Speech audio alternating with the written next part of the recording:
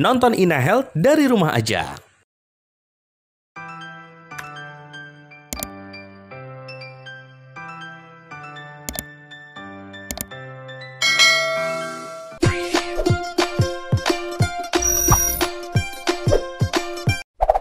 Halo semuanya, hari ini masih bersama saya Dr. Idi Pustaka di program Hai Dok. Apa kabar bumil semuanya? Tentu sudah nggak sabar ya menunggu kelahiran sang buah hati. Nah, sambil menunggu, mari kita simak beberapa pertanyaan yang akan kita bahas melalui program Hai Dok ini. Simak ya. Yang pertama, Hai Dok, boleh nggak sih ibu hamil ini naik motor? Nah, pertanyaan ini tentu sering sekali ditanyakan. Ya, sebenarnya secara umum ini nggak ada masalah ya, dan relatif aman, asal kondisi tubuhnya fit dan tidak terdapat keluhan apapun terkait ibu dan janin. Contohnya, kita lihat nih misalnya di trimester pertama ada kondisi yang disebut morning sickness atau mual muntah yang berlebihan dan pusing dan rasa lemas. Tentu ini juga harus hati-hati ya kalau naik motor. Kalau diboncengin sih nggak masalah. Tapi kalau naik motor sendiri, dipaksakan naik motor sendiri, tentu membahayakan baik ibu maupun janinnya. Yang kedua adalah ketika kehamilan sudah trimester 3, di mana hamilnya sudah sangat besar sekali. Atau bahkan ibu yang hamil yang kembar, itu juga sangat besar sekali. Ini tentu juga akan mengganggu nih ketika naik motor sendirian. Mengganggu apa ya? Mengganggu lalu lintas tentunya. Bisa dibayangkan, sulit sekali kan? Kalau naik motor, perutnya besar seperti itu, tentu konsentrasi di lalu lintas pasti akan terganggu. Ya, tentu harus hati-hati ya, karena risiko naik sepeda motor sebenarnya adalah lebih ke arah terjadinya kecelakaan lalu lintas, yang bisa berefek juga kepada terjadinya trauma pada daerah perut ibu, yang bisa jadi berhubungan dengan kehamilan. Tapi ada pertanyaan lagi, kalau misalnya naik motor itu, kan ada goncangan dok, itu aman nggak dengan kehamilannya? Nah ini pertanyaan yang sangat bagus ini. Terhadap goncangan yang timbul saat naik motor, hal ini relatif aman ya, karena dalam kandungan terdapat cairan ketuban yang bisa melindungi janin dari goncangan.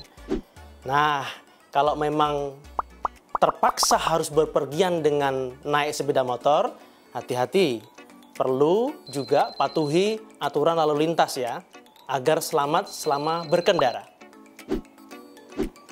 Yang kedua, Hai dok, pada saat hamil, boleh nggak sih berhubungan intim? Nah, ini pertanyaan yang menarik ya tentunya ya. Secara umum, tentu tidak ada masalah, baik itu hamil di trimester 1, 2, 3. Bahkan berhubungan seksual itu atau berhubungan intim, ini adalah satu media saling komunikasi antar pasangan. Dan tentunya ini bisa menghilangkan rasa stres dan ini adalah bermanfaat buat kehamilannya. Memang berhubungan intim ini menimbulkan kontraksi, namun ini berlangsung sebentar sehingga tidak ada masalah. Dan juga ini tidak membahayakan dan tidak akan melukai janin. Jadi jangan bayangkan penetrasi yang dilakukan oleh penis itu tidak sampai ke dalam kandungan, jadi ini aman. Lalu terhadap goncangan yang ditimbulkan pada saat hubungan intim, ini tentu aman juga karena tadi sudah ada pelindungnya, yaitu ada air ketuban yang bisa melindungi hamil dari goncangan. Tapi meskipun demikian, ada hal-hal yang perlu diperhatikan agar kehamilan tetap aman selama berhubungan intim dengan pasangan. Berikut ya, kita simak. Yang pertama, yaitu kondisi yang tidak prima. Contoh pada kehamilan trimester 1, ada mual, muntah, lemes. Tentu ini sang suami juga harus pengertian, jangan langsung dipaksakan ya. Berikutnya adalah perdarahan. Meskipun ada kondisi flek atau perdarahan yang besar, ini tentu tidak baik untuk kesehatan. Tentu nggak nyaman kan berhubungan di saat perdarahan. Berikutnya adalah plasenta previa. Berhubungan intim pada ibu hamil yang didiagnosis dengan plasenta previa, ini sebenarnya bisa berbahaya karena apa? Karena bisa merangsang adanya perdarahan yang muncul ketika berhubungan.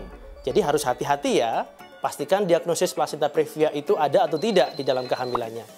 Dan yang terakhir, adanya pecah ketuban. Berhubungan saat pecah ketuban, ini akan meningkatkan risiko infeksi. Jadi ditahan dulu ya. Untuk itu, diperlukan komunikasi dan pengertian dari pasangan terkait hal ini ya.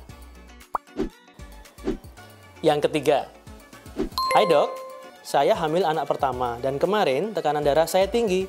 Kalau saya browsing, namanya preeklamsia. Itu bahaya nggak sih dok?" Nah, ini pertanyaan sangat menarik sekali nih. Terkait preeklamsia, ini adalah suatu kondisi peningkatan tekanan darah yang terjadi setelah usia kehamilan lebih dari 20 minggu. Kondisi ini harus dilakukan penanganan yang segera agar tidak terjadi pemberatan kondisi hingga terjadi eklamsia atau kejang yang dapat mengancam nyawa ibu maupun janin. Ada beberapa tanda dan gejala yang perlu diwaspadai. Yang pertama, tekanan darah naik hingga lebih dari 160/110 mm Hg. Yang kedua, sakit kepala yang berat dan terus-menerus. Yang ketiga, pandangan kabur, terjadi gangguan penglihatan. Yang keempat, nyeri ulu hati yang dirasakan, nyeri di perut atas. Yang kelima, mual dan muntah yang berlebih. Yang keenam, sesak nafas. Yang ketujuh, frekuensi dan volume urin menurun. Yang kedelapan, bengkak pada tungkai, tangan, dan wajah. Nah, jika terjadi gejala di atas, maka ibu hamil harus segera periksa ke fasilitas kesehatan terdekat ya. Agar kondisi ini diketahui lebih awal, untuk itu perlunya ibu hamil periksa ANC secara rutin sesuai dengan jadwal yang dianjurkan. Dengan demikian, kesehatan ibu dan janin akan selalu terpantau dan jika ada permasalahan kesehatan, segera dapat diambil tindakan yang tepat. Nah, sudah kita jawab semua ya pertanyaannya, semoga nggak bingung lagi. Tapi kalau masih ada pertanyaan-pertanyaan yang tersisa, silahkan jangan sungkan-sungkan dikirimkan ke medsosnya InaHealth. Dan buat yang belum subscribe, ayo sekarang subscribe ya. Klik tombol subscribe-nya dan jangan lupa juga klik like serta share ke teman-teman Anda. Sampai jumpa, bye-bye.